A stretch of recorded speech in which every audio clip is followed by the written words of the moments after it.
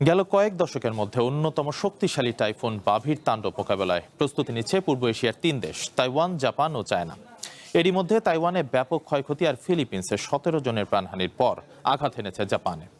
বৈরী আবহাওয়ার জেরে দেশগুলোতে বাতিল করা হয়েছে হাজারো ফ্লাইট, বন্ধ শিক্ষা প্রতিষ্ঠানও। এরই মধ্যে চায়নার দক্ষিণ পূর্ব স্থলভাগে আজই আঘাত আনতে যাচ্ছে ভয়াবহ এই টাইফুন। পূর্ব এশিয়া জুড়ে তাণ্ডব চালাচ্ছে শক্তিশালী টাইফুন বাভি।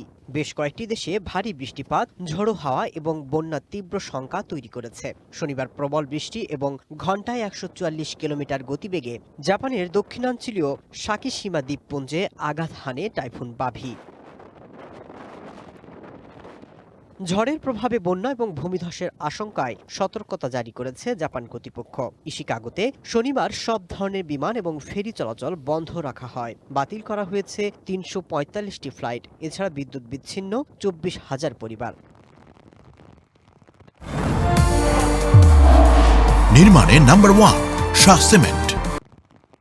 ফিলিপিন্সের মান্দানাও দ্বীপে বাভির প্রভাবে সৃষ্ট ভারী বৃষ্টিপাতে ভূমিধস দেখা দিয়েছে। এতে বাড়ছে হতাহতের সংখ্যা। নিখোঁজদের সন্ধানে উদ্ধারকারী দলগুলোর অভিযান অব্যাহত রয়েছে।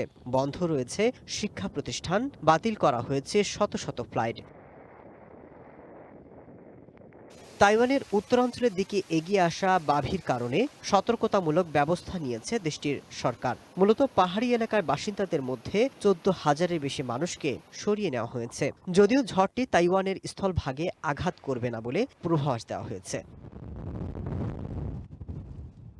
আবহাওয়ার পূর্বাভাসে বলা হয়েছে, জাপানের প্রত্যন্ত সাকিশিমা দ্বীপপুঞ্জ অতিক্রম করে এবং তাইওয়ানের পাশ দিয়ে যাওয়ার পর টাইফুন বাভি রোববার ভোরে পূর্ব চীনের প্রায় 1 কোটি মানুষের শহর ওয়েনঝৌতে আঘাত করবে। এরই মধ্যে দেশটিতে নেওয়া হয়েছে আগাম প্রস্তুতি। Masud Rana, one international desk.